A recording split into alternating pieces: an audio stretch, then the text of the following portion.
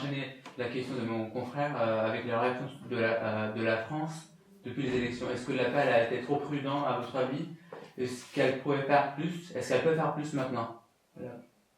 Je crois que jusqu'à présent, la position française continue à être dans la logique de celle qu'elle a eue depuis le départ.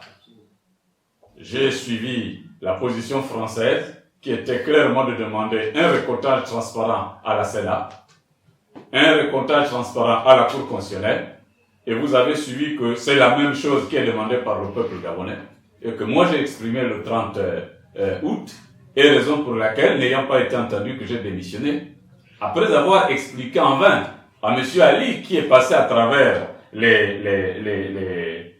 médias français, en disant « il ne peut pas violer la loi », je lui ai répondu qu'il n'y a pas de loi qui soit violée par un recomptage transparent, parce que la loi ne peut interdire que ce qui nuit à la société. Et ce qui n'est pas dit en droit n'est pas interdit. Ce sont les règles basiques. Les règles les plus basiques. Et je lui ai ajouté que le Gabon, le constituant gabonais, a pris comme référence dans le préambule de sa constitution la déclaration des droits de l'homme et du citoyen française de 1787. Dans cette déclaration, il est dit en son article 5 que la loi ne peut interdire que ce qui nuit à la société. Et ce qui n'est pas défendu par la loi ne peut pas être empêché. Cette disposition de l'article 5 de la Déclaration des droits de l'homme et du citoyen, qui est une déclaration française certes, mais dès l'instant elle est prise dans le préambule de notre Constitution, cette disposition constitue ensemble avec le préambule de la Constitution ce qu'on appelle le bloc de constitutionnalité.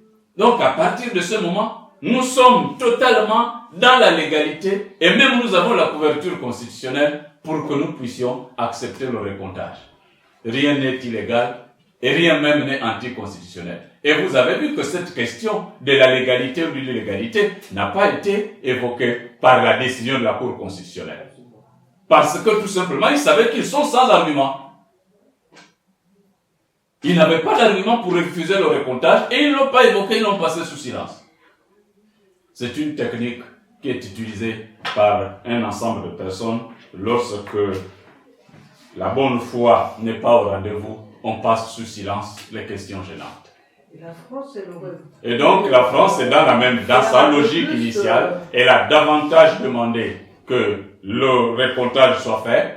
Elle a maintenant, après le passage en force devant la Cour constitutionnelle, elle a dit assez clairement, avec les termes qu'il faut, que, et d'ailleurs c'est ce qu'a dit aussi l'Union européenne, c'est ce qu'ont dit aussi les États-Unis d'Amérique, que la proclamation des résultats par la Cour constitutionnelle n'a pas permis d'élever les doutes dans la population gabonaise. Dès l'instant où les doutes ne sont pas levés, ça signifie clairement que le peuple gabonais ne peut pas accorder du crédit à une telle proclamation, ne peut pas se reconnaître à travers la Cour constitutionnelle et la décision de la Cour constitutionnelle, et encore moins à travers celui qui a été proclamé par cette Cour constitutionnelle. C'est clair, en termes de langage diplomatique, la France ne pouvait pas dire mieux.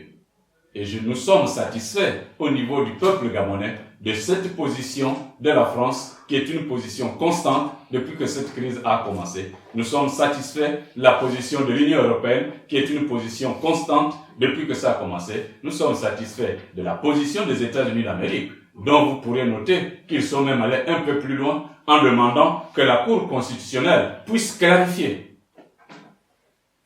comment elle est arrivée à ce résultat, à cette proclamation. Et la Cour constitutionnelle est restée muette jusqu'à ce maintenant, se murant derrière les dispositions de la Constitution que les décisions de la Cour constitutionnelle sont insusceptibles de recours. Il ne s'agit pas de recours, il s'agit qu'une Cour constitutionnelle, sous la dictée d'un tortionnaire, a décidé de défier à la fois la communauté internationale et à la fois le peuple gabonais. Lorsque j'ai entendu le Gabon est un pays souverain, j'aurais bien voulu entendre les gens dire que le peuple gabonais est un peuple souverain. La souveraineté appartient au peuple qui l'exerce à travers les représentants qu'il s'est choisis, et non pas à travers des représentants autoproclamés. Nous ne sommes pas un système de droit divin. Voilà un peu ce que je peux vous répondre par rapport à la position de la communauté internationale en général et celle de nos partenaires français en particulier.